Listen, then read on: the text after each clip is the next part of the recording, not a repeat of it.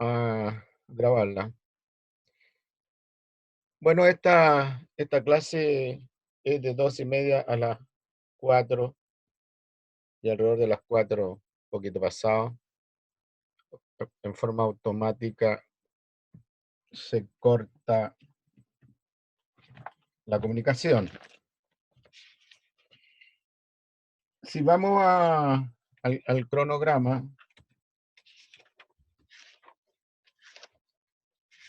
nos corresponde ya introducir el curso y voy a iniciarlo con un tema que fija los conceptos básicos. Si me van siguiendo, está bien, pero si no me van siguiendo, alguien me dice, profesor, no lo estamos escuchando bien, para yo ordenarme. Ustedes me decían el otro día que me ven a mí, pero yo no los veo a ustedes.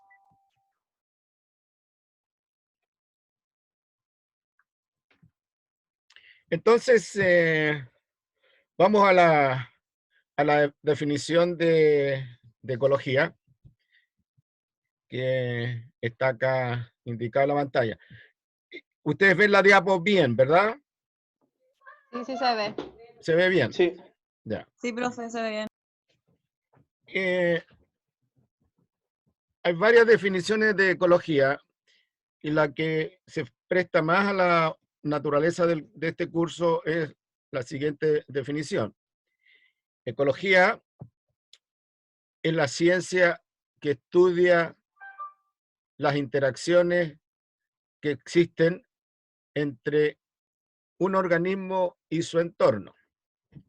Lo repito, ecología es la ciencia o la disciplina que estudia, la disciplina científica que estudia las interacciones entre un organismo y su entorno. ¿Cuáles son las aplicaciones de la ecología o del movimiento ecológico? Manejo de recursos naturales, por eso que los agrónomos, los ingenieros pesqueros, los veterinarios, los ingenieros forestales, los biólogos, tienen que pasar por curso de ecología porque ahí se les entrega el conocimiento científico que dice relación con el manejo de los recursos naturales. Más adelante vamos a definir qué es lo que es recurso natural, pero manejo viene del inglés que significa la administración de los recursos, ¿no? Pero es algo más que la administración, porque la administración tiene un contexto más de burocracia, más de movimiento de papeles, administrar personal, por ejemplo, administrar insumos, etcétera. Pero aquí el manejo es un poquito más, en términos de administración, un poco más amplio, pero nosotros no tenemos una palabra más adecuada. Esto viene del inglés que significa management. Otra aplicación de la ecología es con el manejo del hábitat, entendiendo por hábitat el lugar donde viven los seres vivos. Y el manejo del hábitat puede significar, por ejemplo, preparar al hábitat en sus mejores condiciones para que un determinado organismo prolifere en ese lugar.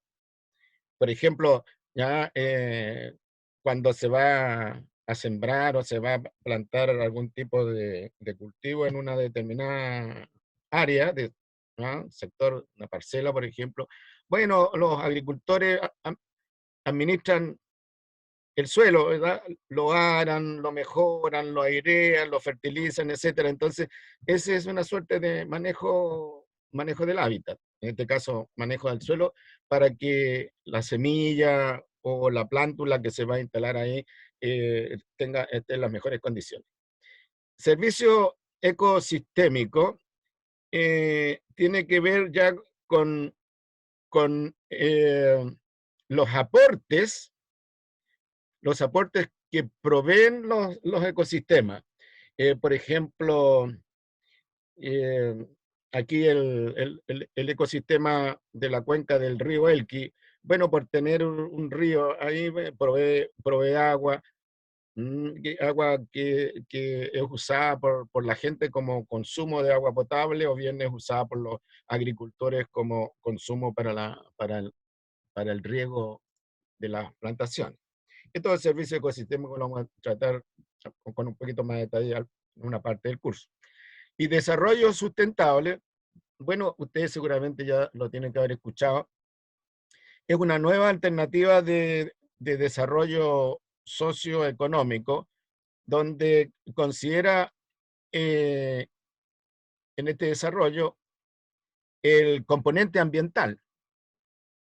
Entonces aquí este desarrollo sustentable tiene tres ejes: el crecimiento económico, es decir, una mayor riqueza.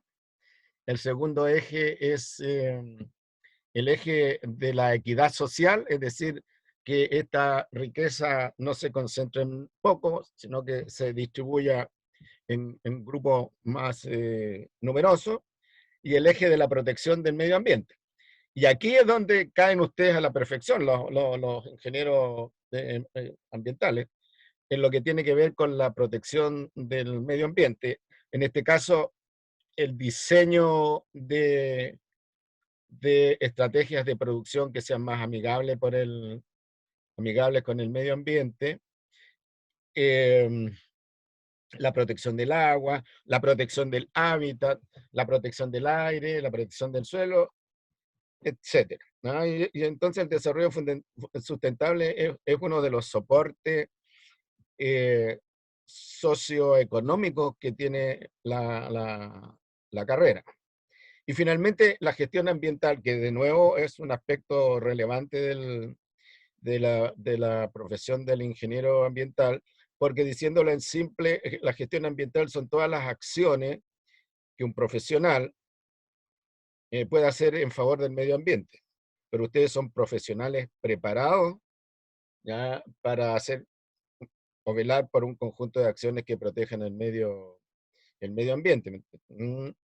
Eh, si usted, la experiencia que le contaba yo el otro día, una vez trabajábamos, ¿no?, para esta empresa minera, la compañía minera El Indio, y la compañía minera El Indio a los jefes de las unidades de producción les dijo hay que aumentar la producción del mineral. Y a los jefes encargados de las divisiones de protección del ambiente tienen que proteger el ambiente, Las Vegas en ese caso. Entonces ahí, ¿no?, la labor de la protección de Las Vegas, todas las acciones relacionadas con la protección de Las Vegas eran coordinadas por un ingeniero.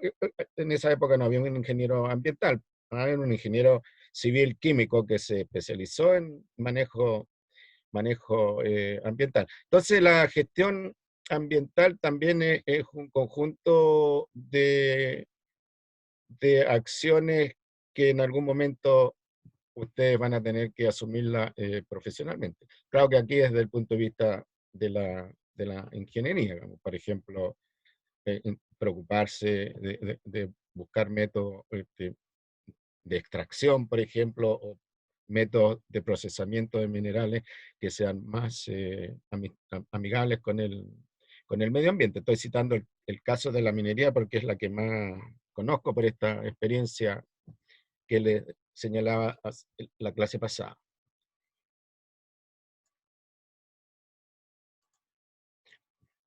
¿Qué es lo que la definición de ecología? Dice que ecología es la disciplina que estudia las interacciones entre los organismos y su entorno.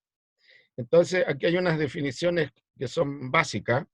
Por ejemplo, qué es lo que es organismo o ser vivo, qué es lo que es la interacción y qué es lo que es entorno. Nosotros podemos definir de una manera relativamente simple que un ser vivo es un determinado arreglo de átomos y moléculas.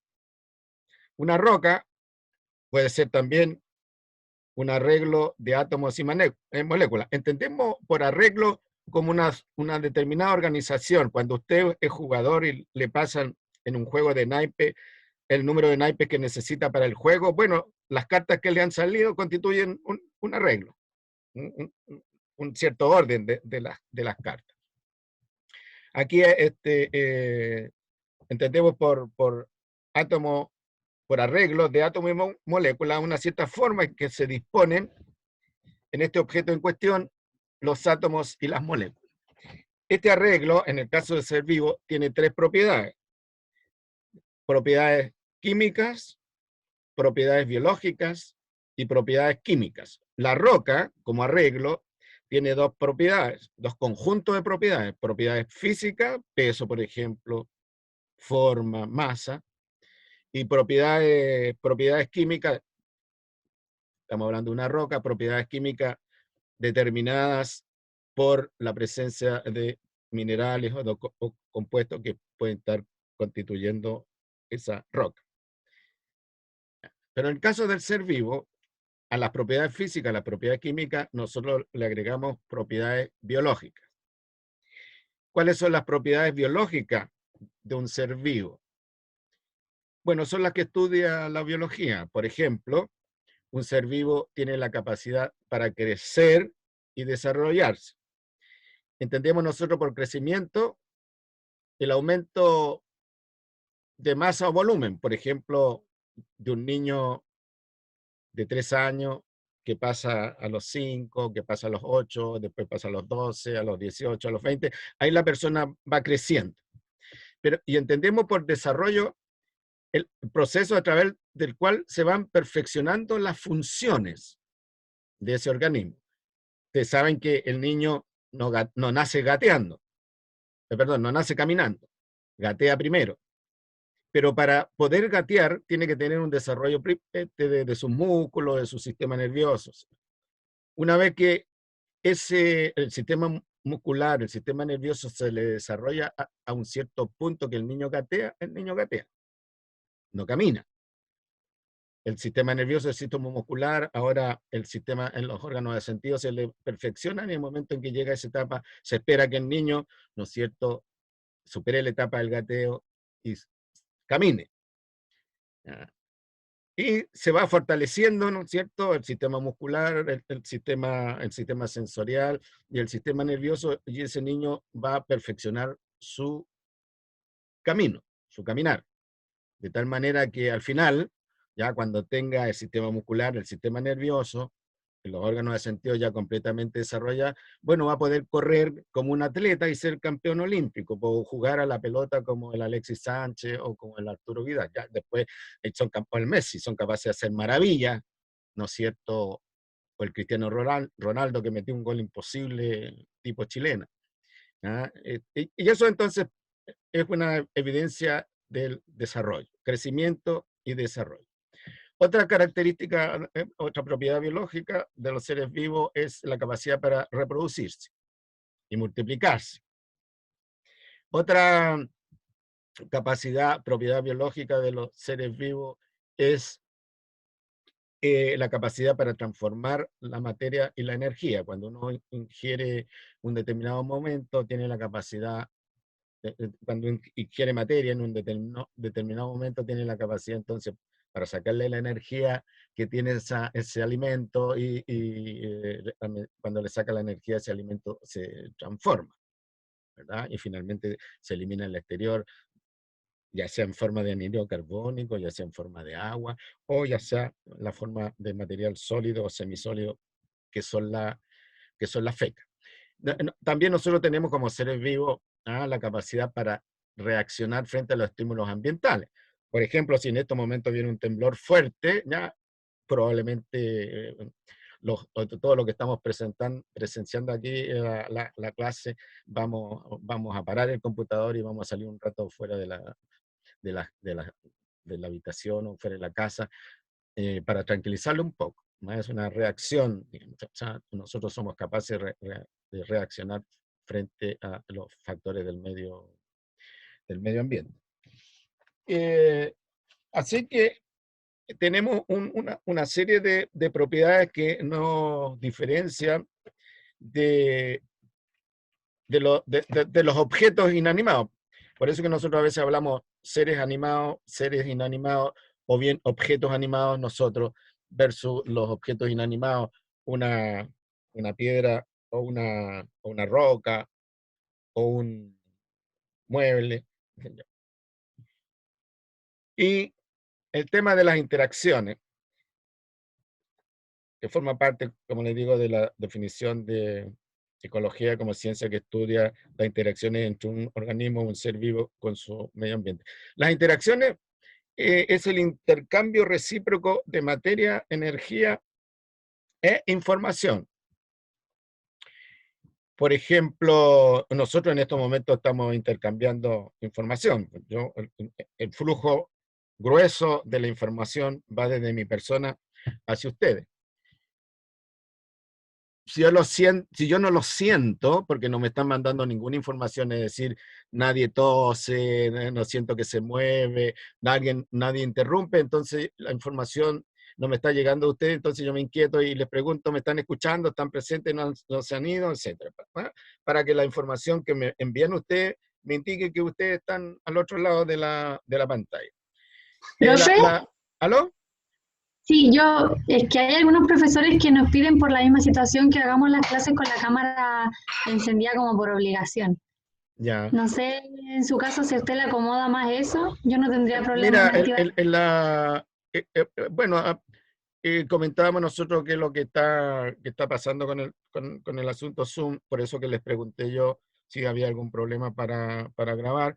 Y en algunas ocasiones parece ser que podría haber una suerte de intromisión en la privacidad de las personas. Entonces es optativo, respecto de si ustedes quieren que yo los vea o no. Si ustedes no quieren, no, no es problema mío. Pero de vez en cuando hágame alguna pregunta, aunque sea para indicarme que ustedes, o tosa alguien por ahí, para indicarme que ustedes están al otro lado del mundo. Ya, profe. Ya. Entonces, las interacciones, dijo, intercambio de materia, cuando yo como nosotros ya no somos depredadores, pero supongamos que me como un pescado, el pescado lo compré yo en el mercado, no lo salí a pescar, pero digamos que lo salgo a pescar. Me como el pescado, entonces ahí hay un intercambio, en este caso unidireccional de materia hacia mi persona. Cuando yo ingiero el pescado, lo digiero, hay un porcentaje importante de ese pescado que no lo asimilo y se va de vuelta ya para el entorno a través de los sistemas de drenaje. Y cuando hay intercambio de energía, cuando yo combustiono la materia que está contenida en el alimento, por ejemplo, para yo poder obtener energía de ahí, mover los músculos, hablar, mantener mi organización, y los residuos liberados de esa combustión, que es CO2, anhídrido carbónico, perdón, que es CO2, agua y calor, se van al medio ambiente. Entonces ahí están los famosos intercambios. Ahora, las interacciones pueden estar estructuradas bajo la forma de dos estructuras. Las interacciones lineales, que en ecología se llaman cadenas tróficas, y que ahí tienen ustedes una cadena trófica, y está conformada por 1, 2, 3, 4 eslabones o 4 niveles tróficos. Esto lo vamos a ver más adelante, solo estoy explicando el concepto de interacción. Pero en la naturaleza, estas interacciones lineales son más bien redes, como la red que tienen aquí al costado, donde hay un conjunto de redes, de líneas, de cadenas tróficas que se sobreponen. Aquí, en la red lineal, notarán que el primer nivel está determinado por una planta macroscópica que nosotros la vemos. Y en el caso de la trama trófica, el primer nivel está formado por organismos microscópicos que se llaman fitoplancton para el caso de las plantas y zooplancton para el caso de los animales. ¿Ya? Y vean ustedes cómo en el caso de la trama trófica, este primer nivel trófico soporta tremendos animales más arriba, como ballenas, focas, leones marinos, etc. Esto lo vamos a ver con más detalle, pero es parte de la introducción. Y el entorno. El entorno es todo lo que rodea a un ser vivo u organismo y con el cual intercambia materia, energía e información. El entorno, pues, los componentes del entorno pueden ser individuos similares al individuo en cuestión, individuos distintos al individuo en cuestión, y las características físicas y las características químicas de ese entorno. En el caso de la ingeniería ambiental, interesa el entorno humano, porque se trata de un conjunto de personas que tratan de implementar en un determinado territorio un proyecto. Y ese conjunto de personas, al implementar el proyecto, entran a interactuar con el entorno. Pero el entorno humano tiene dos dimensiones. La dimensión natural, que es la que estudiamos en este curso, y la dimensión sociocultural, que tengo entendida que lo estudian en otro curso. Yo soy biólogo, no soy sociólogo, así que le doy más énfasis, y también viene por el lado de la ecología, le doy más énfasis al análisis del entorno natural. ¿Ya? Entonces, tenemos ahí relación entre ecología e ingeniería, la interacción proyecto-entorno humano, a través, por ejemplo, del impacto ambiental. Dicho en otras palabras, los efectos positivos o negativos que genera la actividad de la ingeniería cuando un proyecto se está implementando o un proyecto se está realizando. Ahora, ¿cuál es la relación entre ecología e ingeniería ambiental? Es tremendamente importante porque quien da el fundamento ecológico del desarrollo sustentable es la ecología, y que da el fundamento ecológico de la gestión ambiental en la ecología. Y ustedes van a ser profesionales que se van a entender con desarrollo sustentable por el lado del medio ambiente y la gestión ambiental. Entonces tienen que tener por lo menos los conceptos ecológicos, los grandes conceptos ecológicos relativamente claros. Lo otro que tienen que tener presente ustedes, que cuando se implementan proyectos de ingeniería, los proyectos de ingeniería no se implementan en el aire, sino que se implementan en lugares específicos. ¿Ya? Y esos lugares específicos tienen características, esos lugares específicos, bien digo, tienen características físicas, características químicas, características biológicas, características socioculturales, que el proyecto puede, es decir, que el proyecto va a interactuar con ellas y puede generarle efectos positivos como efecto negativo. Entonces, hay que tener un conocimiento de los principios fundamentales, cómo funcionan estos territorios o estos sistemas ambientales donde se ejecutan los proyectos de ingeniería. Obviamente que hay ciertos proyectos de ingeniería que por su tamaño no generan grande alteración del entorno, pero la mayoría de los proyectos por algo son de ingeniería, generan alteraciones relevantes del entorno. Y eso es lo que tiene que tener claro no solo el ingeniero ambiental, sino que también los ingenieros que están participando en los proyectos. En general, los ingenieros son alteradores del medio ambiente. Hasta hace unos 20 años atrás no era mucho la preocupación que le generaba esta alteración del medio ambiente al ingeniero, pero hace 20 años atrás prácticamente en todas las ingenierías se le está enseñando a los futuros ingenieros conceptos concepto de ecología, ya sea en las asignaturas propias de ingeniería o bien algunos cursos de ecología, que están destinados a entregar los conocimientos básicos y también a desarrollar una cierta sensibilidad. Es decir, oye, mira, vamos a sacar agua, ¿no es cierto?, a un cierto ritmo de este lugar, a lo mejor vamos a afectar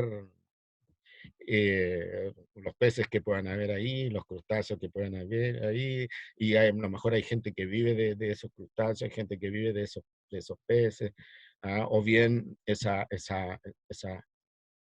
esos sistemas sirven como lugares donde va el ganado doméstico, caballos, vacas, a alimentarse, o van guanacos, etcétera. ¿Y por qué? Entre otras, primero porque ya es una aproximación culta del hombre moderno, y además hay mucha gente que está velando por la sobrevivencia de otros seres vivos. Algunos seres vivos para nosotros tienen un simbolismo. Por ejemplo, el cóndor para nosotros los pueblos andinos, el puma, para qué decir las llamas, los guanacos, etcétera. Piensen ustedes que como símbolo de la nacionalidad de un determinado país hay serpientes, hay animales tropicales, leones como parte de los escudos. Por ejemplo, nosotros tenemos el huemul y el cóndor como parte de nuestros escudos. Entonces hay todo un movimiento de gente, ciudadanos, que si el ingeniero no respeta algunas normas, algunos principios, algunas aproximaciones de la gente ciudadana, se produce lo que se llama el conflicto ambiental.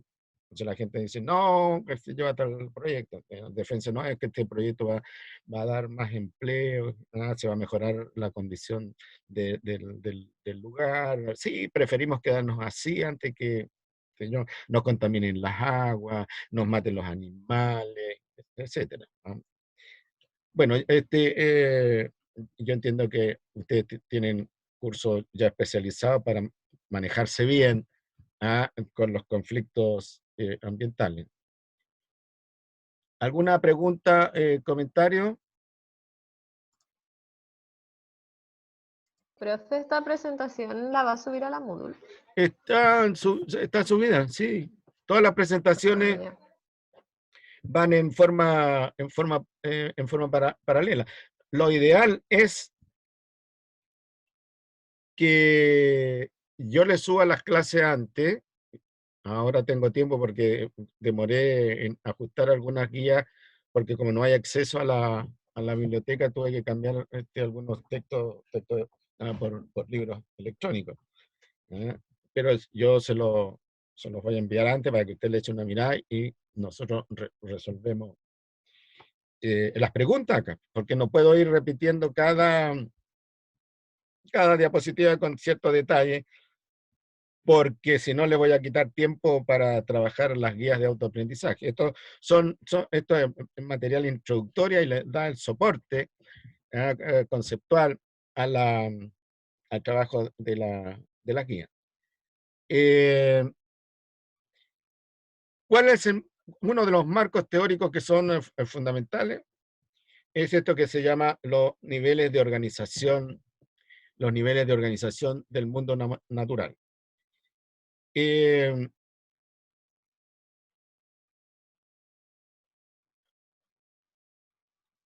Esta propuesta dice lo siguiente, que el mundo natural está organizado por niveles de complejidad creciente. Niveles de organización de complejidad creciente. En la base más pequeña están los átomos, las moléculas.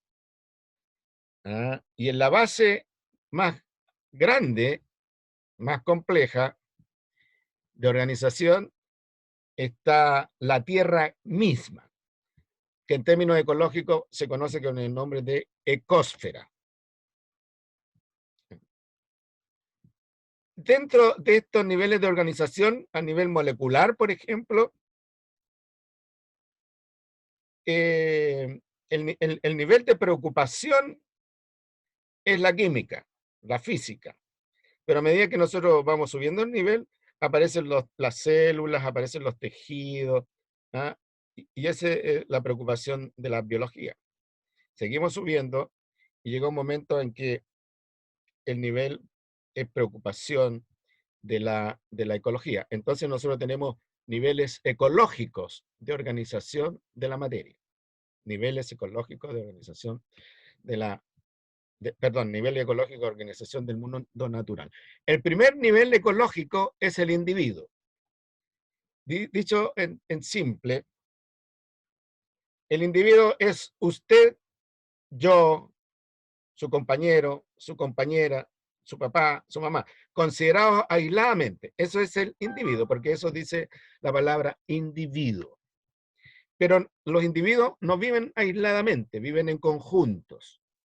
Y el conjunto de individuos similares entre sí, el conjunto de especies, de individuos de una misma especie, constituye la población. Por ejemplo, la población de la ciudad de La Serena. Todos nosotros los habitantes de la ciudad de La Serena, que digamos somos 300.000, bueno, cada uno de esos 300.000 es un individuo que podrá tener el coronavirus, que podrá tener otra enfermedad, etc. Cada uno de esos individuos. ¿Ya? Pero los individuos empiezan a interactuar entre sí, ¿ya? Y forman grupos. En este caso del ejemplo, el gran grupo es la ciudad de La Serena. ¿Me entienden? Perdón, es la población de la ciudad de La Serena, 300.000 habitantes. El nivel de organización superior es la comunidad. Dicho en otras palabras, es el conjunto de poblaciones que viven en un mismo territorio. Por ejemplo, en el caso de la ciudad de La Serena, tenemos la población de seres humanos, los serenenses. Tenemos la población de gatos, tenemos la población de ratones, tenemos la población de perros, tenemos la población de piojos, tenemos la población de garrapata, tenemos la población de bacterias que causan los resfríos bacterianos, etc. ¿Me entiende? En La Serena. Entonces ahora se empieza a ver una interacción entre el serenense y los perros, por ejemplo. La población de La Serena, ser humano, con los perros. ¿Ya? Con las pulgas, con los piojos, con las palomas. Entonces, ese conjunto de poblaciones que están habitando en el territorio designado Ciudad de La Serena, que es un conjunto organizado donde hay interacción y qué sé yo, y flujo de materia y flujo de energía, es la comunidad. ¿Me entiende? La comunidad. Ahora, si yo considero a la ciudad de La Serena, ¿ya? Con las características climáticas, con las características orográficas del sistema, las planicies costeras, los cerros que están hacia el valle del Elqui, la vegetación y toda esta cosa no biológica, ¿ya? mirado desde esa perspectiva, es el ecosistema. ¿Cómo puedo ver yo con claridad el ecosistema de La Serena? ¿Ya? Si voy al Cerro Grande y miro hacia la costa. Y todo lo que veo yo, formado por la ciudad misma, la vegetación, el río, el mar con su oleaje, las dunas hacia el sur, las dunas hacia el norte, los cerros hacia la cordillera, ese es el ecosistema. Ahora, el ecosistema de La Serena forma parte de una unidad más grande que se conoce con el nombre de bioma, y un conjunto de biomas constituye la tierra completa, ya les dije, dicho como sistema ecológico, se llama ecósfera. Ahora bien, los proyectos de ingeniería no se hacen en los límites de un individuo, no se hacen en los límites de una comunidad, sino que se hacen en los límites de un ecosistema. O sea, todo proyecto de ingeniería es acogido por un ecosistema. El ecosistema le genera recursos, le aporta agua, le aporta gente para que trabaje, le aporta espacio para que construyan su cosa. Y además el ecosistema a ese proyecto le recibe los desechos. Entonces, por un lado, ¿no es cierto?, el proyecto es acogido por un determinado ecosistema, le provee servicios a ese proyecto y le recibe además los desechos que le produce la operación del proyecto. Y esos desechos pueden ir al agua, pueden ir a la atmósfera, pueden ir al suelo. ¿Me entiende? Y bueno, y los biomas ya son unidades más grandes donde el proyecto tendría que ser muy recontra grande, prácticamente no hay proyectos tan grandes que abarquen todo un bioma. Ya lo vamos a ver más en detalle esta situación. De tal manera que el ecosistema acoge, lo importante para ustedes, acoge a los proyectos y eso los obliga a conocer las características del ecosistema donde se va a implementar el proyecto en cuestión. Y como ustedes van a estar a cargo, ¿no es cierto?, de la gestión ambiental de ese proyecto en ese territorio, obviamente que tendrán que tener un conocimiento más o menos general de las características de ese ecosistema. Entonces nosotros vamos a ver los niveles ecológicos de individuo, de comunidad, de ecosistema y en general, muy en general, de bioma, solo para tener la idea que eso significa, porque ya el bioma es una unidad territorial muy grande y no hay proyectos tan grandes que se lleven a cabo. Estamos hablando que los biomas son territorios de extensión continental. Entonces, a lo más un proyecto puede abarcarse en una cuenca, en una bahía, en una zona, en una quebrada, pero ya más grande es difícil. ¿Alguna pregunta, comentario? ¿Cuáles son las características que tiene esta organización del mundo natural? Complejidad creciente, se los dije. ¿Ya? De unidades más pequeñas, átomos, a unidades más grandes, moléculas, unidades más grandes, células, etcétera, hasta llegar a la ECOF. Propiedades sinérgicas, esto es importante, la propiedad sinérgica, que yo estoy seguro que ustedes la tienen que haber estudiado, se estudia en teoría de sistemas. Una propiedad sinérgica es una propiedad emergente que resulta de las interacciones de los componentes de un sistema. ¿Me entendió? ¿Aló? Camila, Felipe, ¿me entendieron? ¿Sí? ¿Puede repetirlo? Una propiedad sinérgica es una propiedad emergente que resulta de la interacción de los componentes de un sistema. Mira, cuando juega la selección chilena, voy a decir de otra manera. La selección chilena la podemos ver como un sistema que está constituido por componentes que son los jugadores que nosotros conocemos. Estoy hablando de la selección chilena que ha ganado algunos partidos, qué sé yo. Ahora bien, la selección chilena constituye un equipo, ese es un sistema. Pero uno mirando el partido por televisión, tú te das cuenta que hay acciones que son producto de la individualidad de cada uno de los jugadores, pero hay acciones que superan la individualidad y que corresponden ya a propiedades de grupo, que son el resultado de la interacción entre los distintos jugadores. Por ejemplo, cuando Alexis Sánchez no se come la pelota y juega principalmente como individuo, la selección juega mal y pierde oportunidades. Cuando la selección, cuando el Alexis Sánchez juega como un elemento más del equipo, la selección juega más bonito, más armónico, más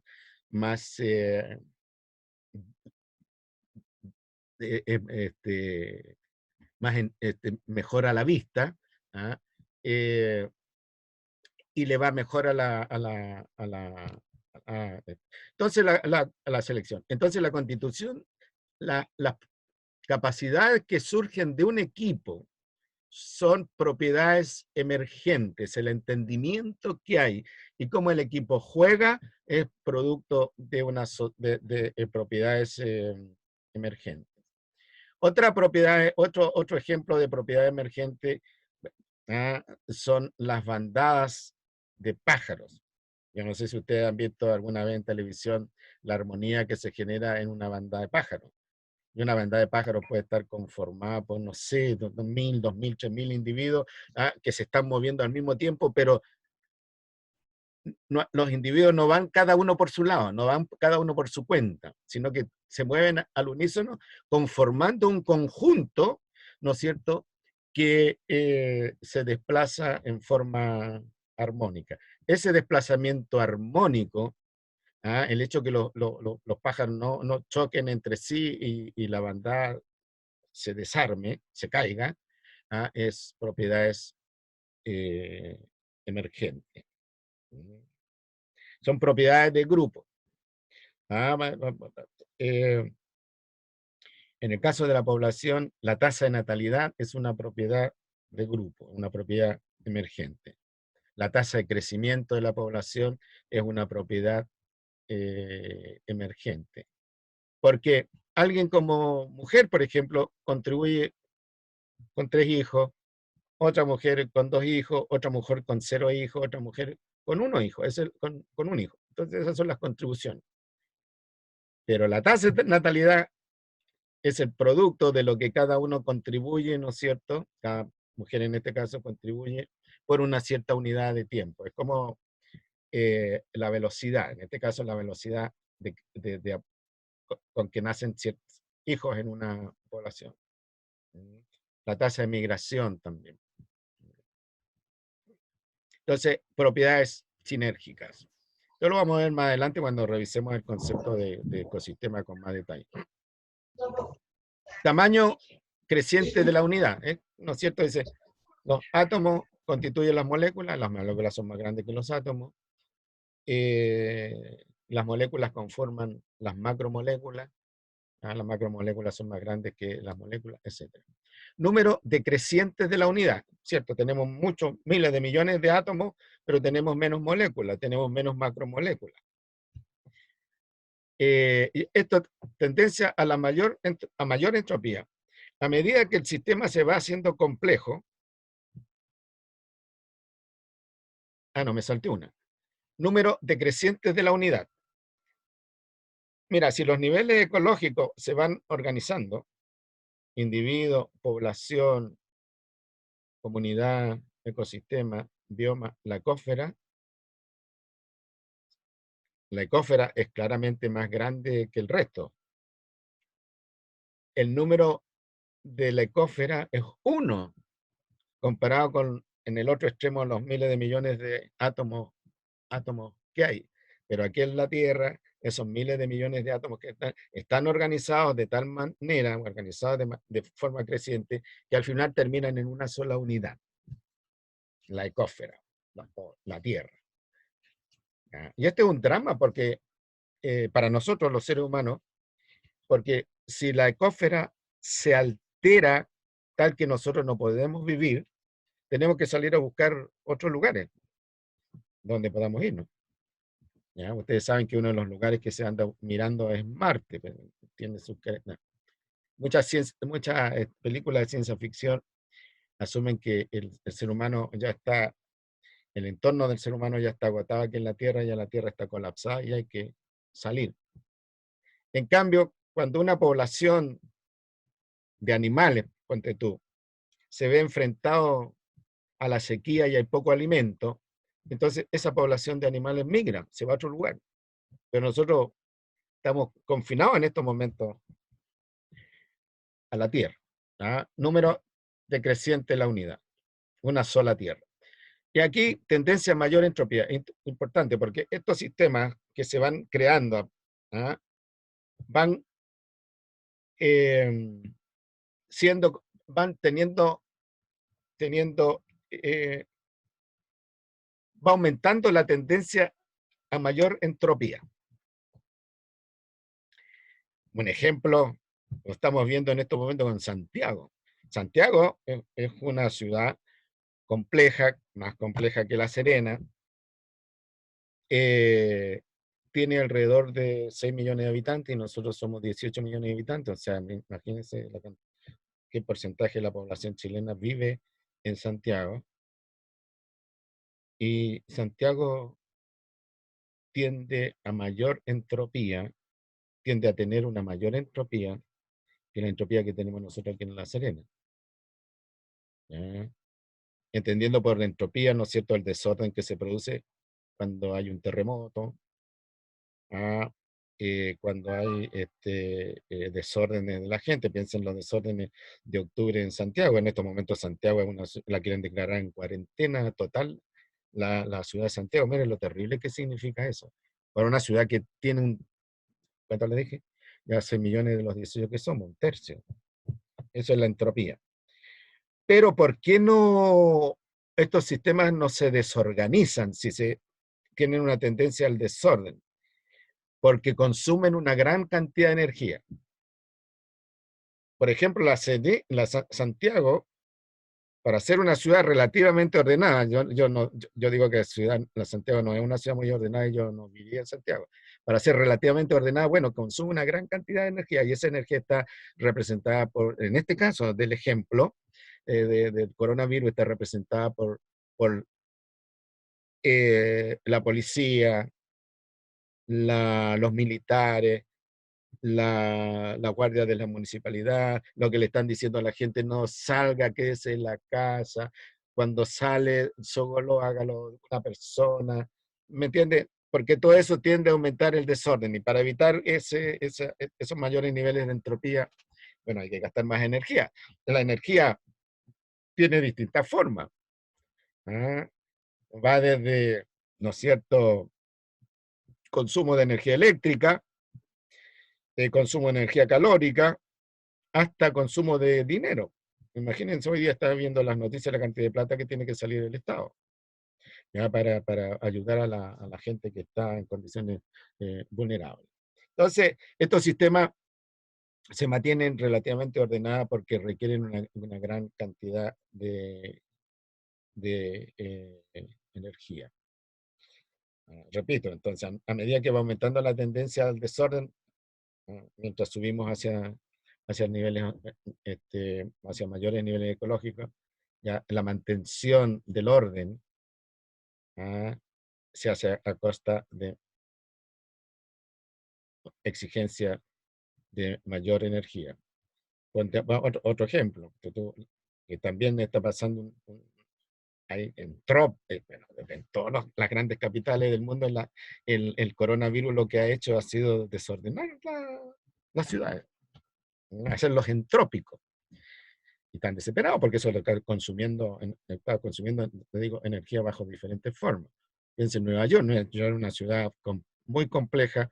Para que se mantenga ordenado, consume una gran cantidad de energía. Hay un par de películas de Nueva York que han mostrado que se corta la energía eléctrica y queda la tendala en Nueva York.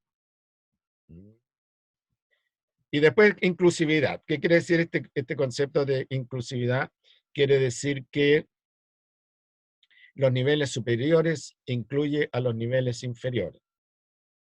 Por ejemplo, las moléculas están conformadas por átomos. Los ecosistemas están conformados por comunidades. Las comunidades están conformadas por poblaciones. Las poblaciones están conformadas por individuos. Los individuos están conformados por células. Las células por etcétera. Esa es la inclusividad. ¿Qué importancia tiene la inclusividad para el ingeniero ambiental? Que si usted realiza, a ver, repito la pregunta, ¿qué importancia tiene la inclusividad para el ingeniero ambiental? Si hay un proyecto, se va a implementar en un proyecto en un determinado ecosistema, los efectos de ese proyecto en el ecosistema se desplazan hacia abajo, ¿me entiende? En dirección hacia los niveles inferiores de organización de la materia. Pueden desplazarse, si el proyecto es lo suficientemente grande, hacia arriba también, pero seguro que se desplazan hacia abajo.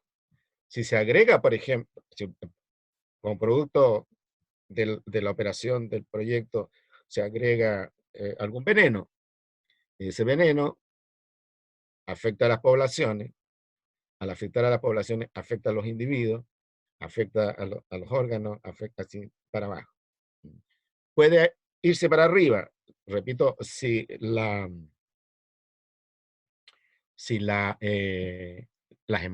emanaciones o la cantidad de ese desecho que se está agregando al ecosistema, o al agua, o al suelo, o al aire, es tan grande y tan rápido que produce entonces alteraciones de esos sistemas, y eso se va para arriba. Entonces, piensen ustedes en el cambio climático global, que está afectando a la ecosfera de manera completa. ¿Y eso por qué? Porque hay proyectos en una parte del mundo que están agregando, qué sé yo, residuos o desechos a la atmósfera desde los años 40, en otra parte del mundo la misma cosa, y todo se va agregando a la atmósfera, la atmósfera, y tiene un efecto entonces no solo sumatorio, sino que multiplicativo. Les recomiendo a propósito de esto, que en HBO vean la serie Chernobyl. No les voy a preguntar nada sobre Chernobyl porque no lo tengo contemplado en el proyecto, en la clase. Pero les recomiendo que la vean, porque realmente es impactante lo que ocurre cuando se produce un desastre nuclear. Eso por un lado, es pura ingeniería esa cosa. Y después, cómo los proyectos de ingeniería pueden estar condicionados por las realidades políticas. Un aspecto interesante.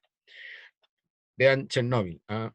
Yo en el curso anterior tenía recomendado el libro sobre Chernobyl, que también es un libro impactante para que lo leyeran ustedes, no como requisito del curso, sino que establecer una relación más clara entre el medio ambiente y la ingeniería ambiental, en este caso la ingeniería, en este caso la ingeniería nuclear.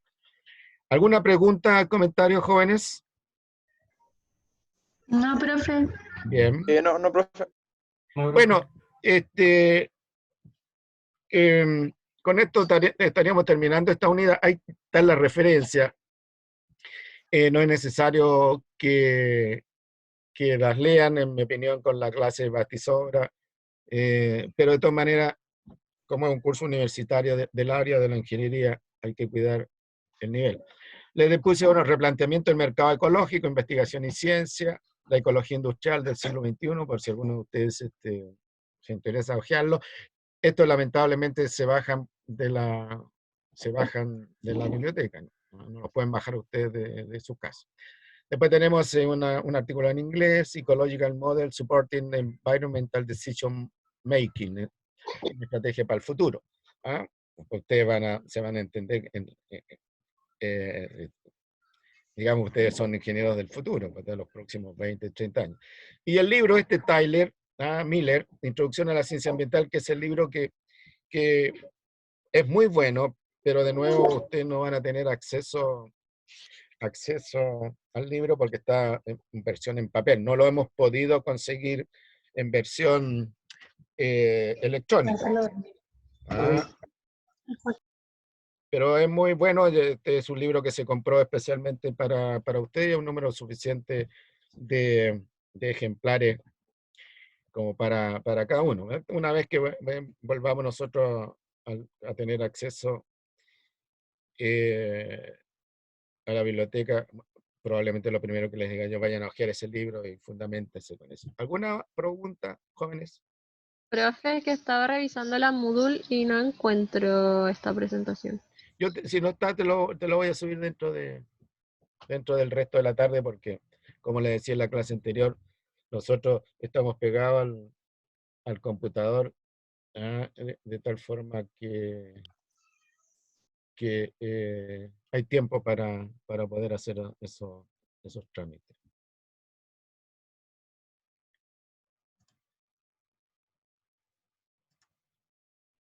Vamos a pasar, como nos queda media hora, al concepto de entorno, que forma parte de la definición de ecología. Ecología, ¿no es cierto?, la ciencia que estudia las interacciones entre el organismo o el ser vivo y su entorno. Ya hablamos de lo que era ser vivo, hablamos de lo que es interacción y ahora el entorno. Hay muchas definiciones. En algunos libros, textos, el entorno se usa como sinónimo de medio y sinónimo de ambiente y sinónimo de medio ambiente. Pero la tendencia es a dejar esas palabras en otro contexto y usar el término entorno. Entorno es todo lo que rodea a un individuo o ser vivo u organismo o proyecto con el cual interactúa materia, energía e información. Por ejemplo, un ejemplo que se está dando en estos momentos, en que yo estoy intercambiando con ustedes información. No hay otro tipo de intercambio, no hay materia, no hay energía, porque si estuviéramos en una sala podría haber intercambio de energía a través del aire que respiramos, el aire de la sala que respiramos. Pero acá hay fundamentalmente intercambio de información. También algunos lo definen como una suerte, el entorno, como una suerte de envoltura matricial. Fíjense ustedes que el concepto de entorno, a propósito, está muy de moda con el tema del coronavirus. Cuando te hablan, aumente la distancia social o mantenga una distancia de 2 metros, por ejemplo. No se acerque menos de 2 metros, mantenga la distancia de 2 metros. Ese es mantener una distancia en relación a su entorno. Ahora se dan cuenta que la gente es porfía y tiende, una cuestión de carácter cultural, en el caso nuestro, los chilenos, tiende a cortar esa distancia y en las filas, ¿no es cierto?, que están esperando entrar al supermercado, en vez de estar a 2 metros, porque la fila se hace muy recontra larga, ¿no es cierto?, la gente se va acercando de a poquito y terminan conversando entre ellos. Ahora, esta distancia de 2 metros tiene un efecto psicológico, porque si usted llega a una fila que está a una cuadra de la entrada del supermercado, usted se va a deprimir, se va a enrabiar, capaz que se vaya. ¿Me entiendes? Y la verdad es que si se juntaran todos uno al lado del otro, no, la fila no sería tan tan largas y usted no se deprimiría, tendría tiempo para esperar, lo que sea. Y lo más divertido que la gente que está esperando, que las filas son largas y están más largas ahora en lo de sensaciones, por la distancia que se le está pidiendo. Nadie lleva un diario, nadie lleva algo para escuchar música, un libro, nada, todo ahí mirando, qué sé yo, el pasar, el pasar de las cosas. Entonces, la distancia social tiene que ver con el entorno. Fíjese usted que, y esto como ejemplo, hay una disciplina que se usa mucho en psicología, que se conoce con el nombre de la proxemia. Y la proxemia habla respecto de nosotros, que nuestro entorno se organiza en forma de bandas concéntricas alrededor nuestro. Y hay una banda concéntrica, la más cercana a nosotros, que se llama el entorno personal o la distancia personal, y para algunas culturas la han establecido en términos de metro. Y en ese entorno personal, bueno, el individuo solo permite el acceso a, por ejemplo, su pareja, a su hijo, a su hija. Un ejemplo de este entorno personal es los días sábados en la mañana cuando los niños van y se meten en la cama de los papás. Y todos toman desayuno ahí, y qué sé yo. Pero cuando ya estamos hablando de un personaje de 20 años que se venga a meter el día sábado en la mañana a la cama de los papás, ya no es bien visto. ¿Me entiende? Y por lo tanto, los papás ya ponen distancia y no le permiten, y la misma persona también no le permite, no se atreve, porque hay una sanción cultural en ese tipo de cosas. Entonces tenemos el entorno. Después tenemos el entorno social que se da en una clase, en una sala de clase. Ustedes están relativamente distantes, no están dentro del entorno personal. Están relativamente distantes y más distantes de usted está el profesor. Y después tenemos otro tipo de entorno, el entorno público. Usted va en la calle, por ejemplo, y se mantiene relativamente distante de las otras personas con las cuales se encuentra. Un personaje que hace un discurso respecto de un grupo de personas, bueno, no lo hace dentro del grupo de personas, ¿ya? Toma una cierta distancia para que se le vea, se le escuche mejor, ¿ya? Entonces, cuando dicen en la distancia, reduzca la distancia social a 2 metros, se refiere precisamente a la proxemia y ya a estas distancias concéntricas. El entorno. A nosotros nos interesa particularmente el entorno. Entonces, en estos animalitos, lo que podemos decir de esta pareja de individuos, el entorno es todo lo que le está rodeando a estos individuos. Y nosotros podemos decir que ese es un entorno semiárido, por la luminosidad del sol, por el tipo de pasto. Hay poco pasto, se ven algunos árboles detrás. Y bueno, conocimiento del entorno, podemos decir, las características de la sabana africana. Está claro que esos son animales típicos de la sabana africana. Podemos inferir nosotros las características del clima: alta radiación solar, poca lluvia, alta temperatura, tal vez mucho viento, y vean el estrato herbáceo ese que está ahí, que está seco. Y podemos decir, bueno, propensión a los incendios, sobre todo en la época seca, etc. Entonces, ¿cuáles son? Tenemos nosotros una dimensión natural ya para la mayoría de los seres vivos. Y en el caso del ser humano, tenemos una dimensión, además de natural, una dimensión sociocultural. Y como los proyectos son llevados a cabo por grupos de seres vivos, entonces los proyectos tienen un entorno natural y un entorno sociocultural.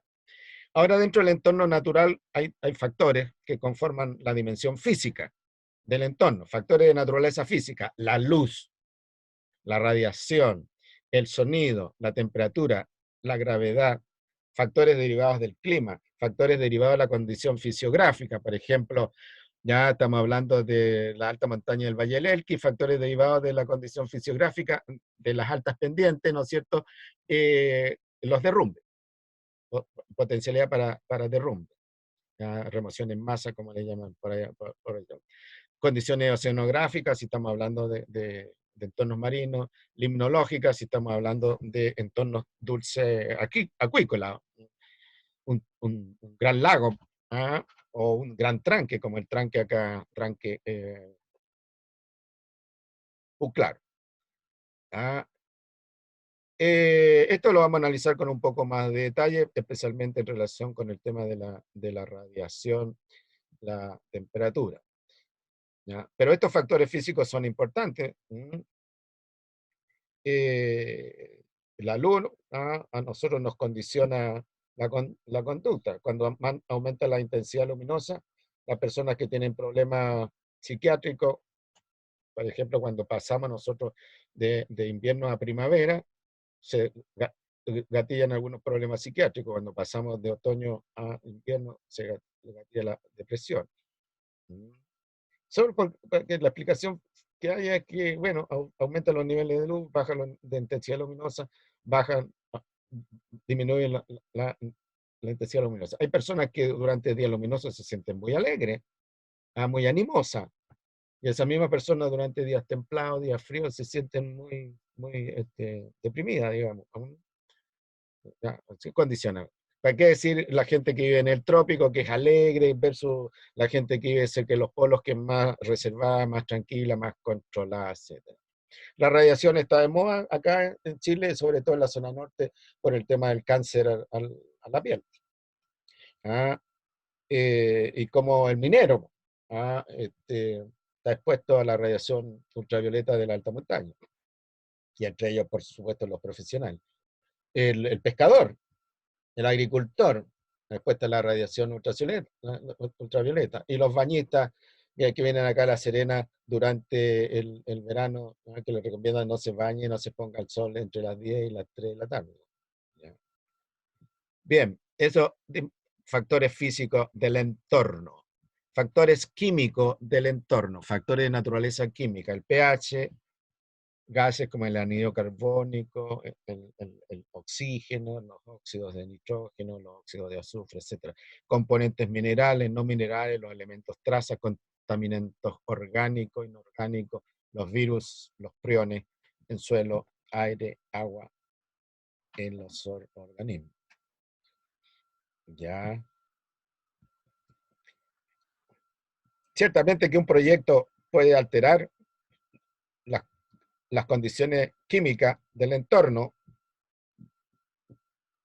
de otros seres vivos. Entonces, un proyecto puede modificar el pH del agua, y los peces que vivían dentro de ciertos límites de pH se mueren, porque se acidificó, por ejemplo, el pH. Los moluscos, animalitos estos que tienen concha, no pueden vivir en pH ácido, porque la acidez del agua disuelve la concha. La concha es fundamentalmente carbonato de calcio. Entonces los moluscos, si en el cuerpo de agua hay una gran diversidad de moluscos, y además eso tiene importancia económica, la gente vive de esos moluscos, se los come, los comercializa, etc. Bueno, un proyecto que esté contaminando el agua con drenaje ácido, ya, cambia la constitución. Bueno, la incorporación de anhídrido carbónico a la atmósfera, sabemos nosotros los efectos que tiene. Por ejemplo, contaban respecto del pH y la presencia de contaminante en las aguas de Venecia, que a raíz del coronavirus ha disminuido dramáticamente la presencia de turistas. Y eso ello ha hecho que las aguas de los canales de Venecia mejoren en calidad, y se pueden ver a la transparencia de las aguas peces y algunos otros tipos de animales, ¿ya? Que no se veían antes, porque aguas contaminadas estaban turbias, poco transparentes, cargadas a materia orgánica, etc. Bueno, y los elementos traza, que algunos de los cuales son peligrosos porque son tóxicos, o radioactivos. Componentes inorgánicos como los desechos fecales, inorgánicos como el mercurio, el arsénico, el cianuro, y los virus que están de moda, por el famoso coronavirus, y los priones que son moléculas como macromoléculas, como los virus, que tienen capacidad de alterar el funcionamiento, igual que los virus, alterar el funcionamiento de las células, provocando entonces enfermedades. Y estos se pueden encontrar, como dice, en el suelo, en el aire, en el agua, en los organismos. Y finalmente, la dimensión biológica del entorno, que se refiere a factores de naturaleza biológica. Entonces aquí aparecen monedas, protistas, hongos, plantas, animales. Son los distintos tipos de organismos que hay, los distintos tipos de seres vivos. Las monedas son las bacterias, los protistas son protozoos y algas, y las algas. Las algas son importantes como productores, captadores de energía solar en los ambientes acuáticos, sobre todo los marinos. Los hongos, llamados también setas, champiñones, callampa, cuyo rol principal es llevar a cabo la descomposición de la materia. Las plantas, cuyo rol principal es transformar la materia, transformar la energía solar en energía química y la materia inorgánica en materia orgánica. Y los animales, cuyo rol principal es hacer una liberación gradual de la energía. ¿Qué significa esto? Significa que los ecosistemas a través de las plantas acumulan energía. Si esa energía no es liberada por otros elementos del sistema, animales por ejemplo, esa energía en algún momento puede que explote. No en sentido literal, en sentido metafórico. Ahora, ¿cuándo explota en sentido literal? Cuando se producen los incendios forestales. O sea, cuando se produce el incendio de un bosque, cuando se produce el incendio de un matorral, cuando se produce el incendio de una estrata herbácea, la energía acumulada por esos componentes del ecosistema se libera de manera violenta. Entonces, si hay animales, vacas, por ejemplo, que se coman la estrata herbácea, bueno, ya se baja la cantidad de energía acumulada en la estrata herbácea, pasa a las vacas y no hay posibilidad de que las vacas se autoincendien. Pues después esa energía pasa a quien se come las vacas. Si hay una gran cantidad de insectos que está alimentándose de lo que hay en la soja, de las plantas, bueno, ahí se libera la energía acumulada. Ahora bien, cuando la energía acumulada por las plantas no se puede liberar, ya puede esa energía quedar acumulada en el sistema y varios decenios, milenios después, esa energía se libera en la forma de la energía fósil, en forma de petróleo. El petróleo corresponde a depósitos de materia orgánica que por procesos geológicos, ¿no es cierto?, se transformó de bosques antiguos que quedaron sepultados en capas de suelo y la presión de las distintas capas de suelo y la acción de microorganismos lo fue transformando en lo que nosotros llamamos petróleo. Y ahora nosotros estamos liberando esa energía. ¿Ya? La estamos liberando de manera gradual, pero a veces se producen los incendios de los campos petrolíferos que te liberan la energía de manera brutal. ¿Alguna pregunta, comentario? Profe, yo tengo un comentario. Sí. Tocando el tema de lo que dijo recién de la importancia de las algas, los bosques marinos y todo eso, Sí. hay un documental que tiene varios capítulos y habla harto de esos temas. Se llama Nuestro Planeta y está disponible en Netflix, creo, y también tiene que estar en internet. En general, porque es súper importante igual reforzar esos conocimientos y entenderlos. Creo que por lo que vi esa vez era más importante que los bosques terrestres para el tema de la disminución del cambio climático. Claro. No, mira, hay una gran cantidad de videos, ¿no es cierto?, que ilustran estos puntos de vista. Yo te agradezco y yo, así como les sugerí que vieran el Chernobyl, bueno, ya de ahora en adelante, pónganle atención a este tipo de videos, porque son muy educativos. Lo que yo les sugiero es que por cada tema que ustedes están analizando, bueno, vean por iniciativa propia para aclarar algunas ideas, ¿ya? Estos, estos videos. Además, están muy, pero muy bien hechos.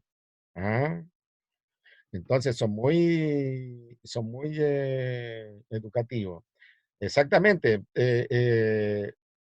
Y, mira, por unidad de superficie, los sistemas terrestres son más productivos que los sistemas marinos, pero los sistemas marinos ya se mantienen, a diferencia de los sistemas terrestres que se mantienen por la capacidad que tienen las plantas de transformar ya la energía solar en energía química en los sistemas marinos, como recién le mostraba una diapositiva, esa transformación de la materia de la energía solar en energía química la hacen microorganismos, algas unicelulares, que se llaman diatomeas.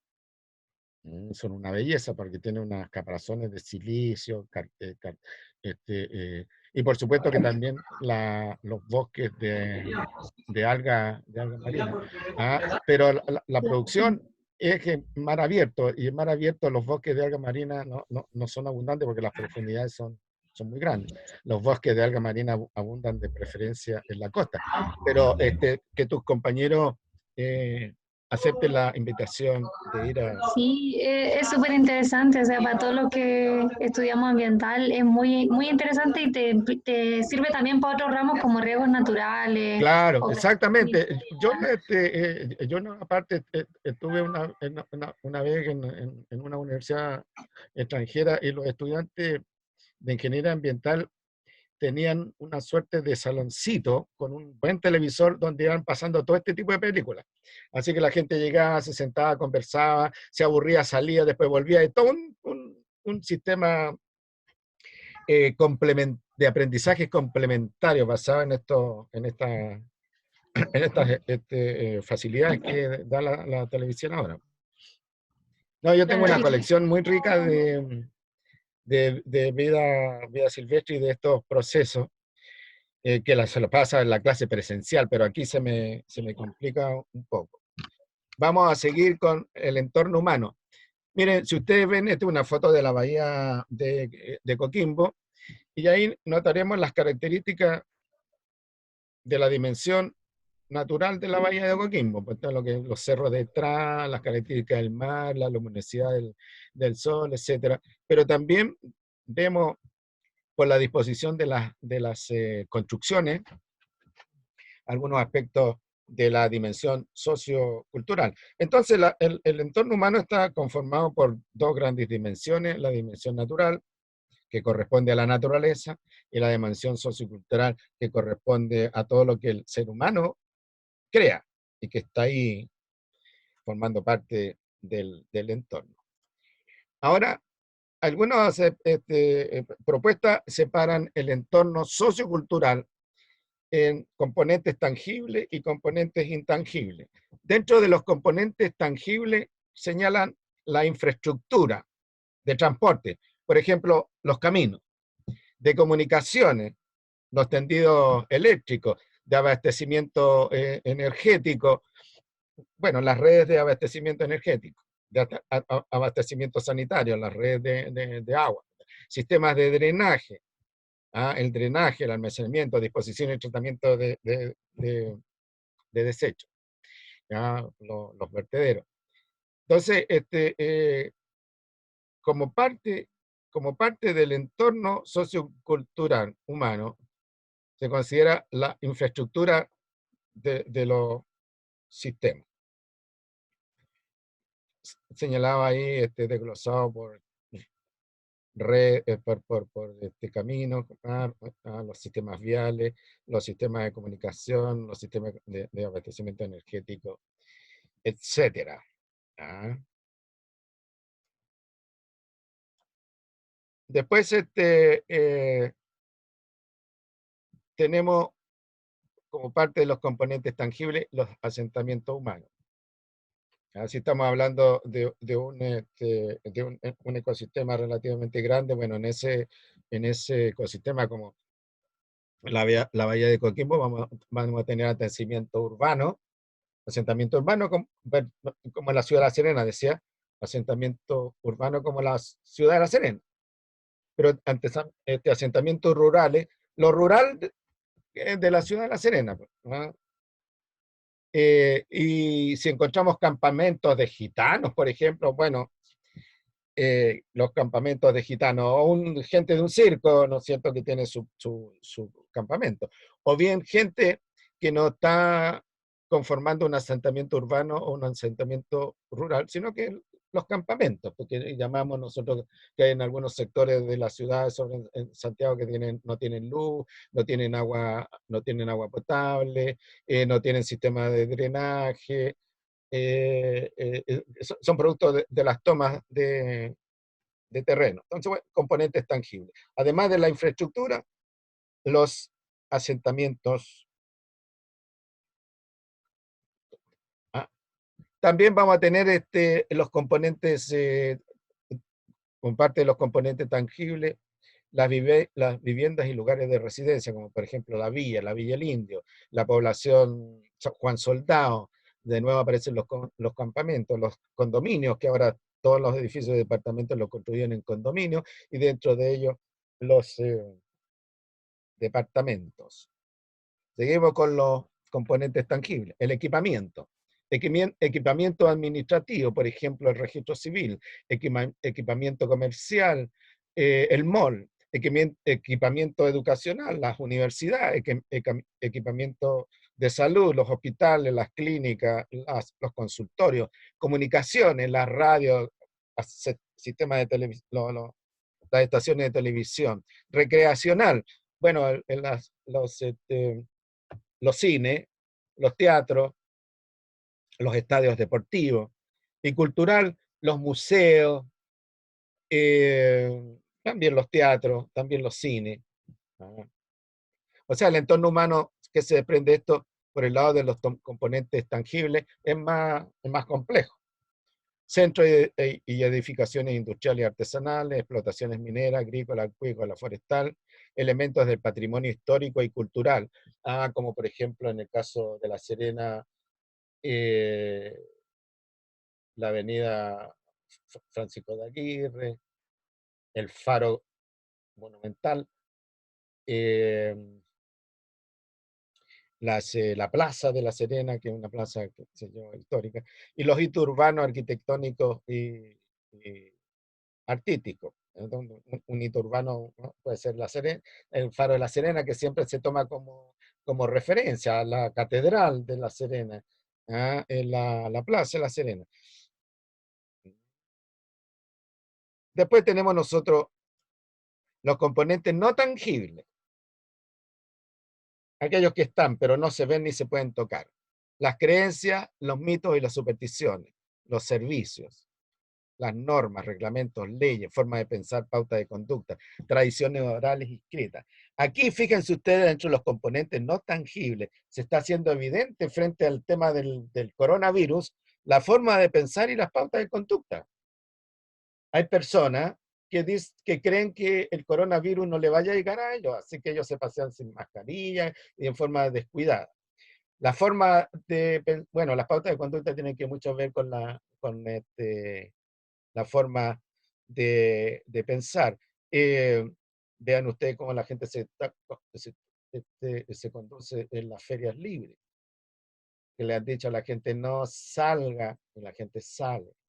No haga fiesta. Hay un señor que yo lo pillaron haciendo una fiesta para 400 personas. No salga a la calle a tomar, qué sé yo, alcohol, y habían unas personas tomando alcohol. Esas son formas de pensar y pautas de conducta. Es el principal dolor de cabeza para el control de esta epidemia. Y esto no solo es en Chile, sino que también es en el extranjero. Los españoles hicieron caso omiso de las instrucciones por su forma de pensar y pauta de conducta, y los españoles después estaban asustados. Lo mismo pasa con los italianos, porque estamos en tiempo moderno, donde la gente cree que las enfermedades no le van a llegar, punto uno. Y punto dos, que cree la gente que va a ser más fácil, más pronto que tarde que salgamos con una vacuna, porque la historia ha sido así. Pero ahora el problema es más complicado, es tremendamente complicado, porque como dicen, es la pandemia de los últimos 100 años. Ahora usted y yo somos testigos, formamos parte de la historia. Ustedes cuando estén abuelos van a decir, yo cuando era joven estudiaba ingeniería ambiental en la clase de ecología, hijito, me hablaban de que somos testigos. Yo vi la coronavirus. Ahí se me fue mi tía, se me fueron varios de mis amigos. Espero que no sea cierto, pero forma parte del... ¿Aló? Aló, profe. Sí, se Ya. escucha. Y después, todo para terminar la clase, quedaron 2 diapositivas que necesitan que yo los vea con cierta calma. Una de ellas es comparación entre la dimensión natural y sociocultural del entorno, y después una caracterización de los entornos de un proyecto.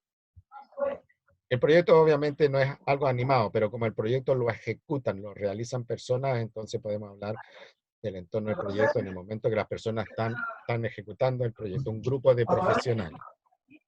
Bien, jóvenes, voy a subir esta clase, las 2 clases, inmediatamente por si no las he subido. ¿Me parece? Ok, profe, gracias. Muy bien. Que tengan una buena tarde. Voy a desconectarme. Gracias, profe, igual a usted. Ya está. Gracias, Chao. profe. Gracias, Chau, chau. profe. Chao. Adiós. Adiós. Chao, profe. Tenemos Gracias. 7 personas. Bien. Chao. Chao, profe. Chao, hijo.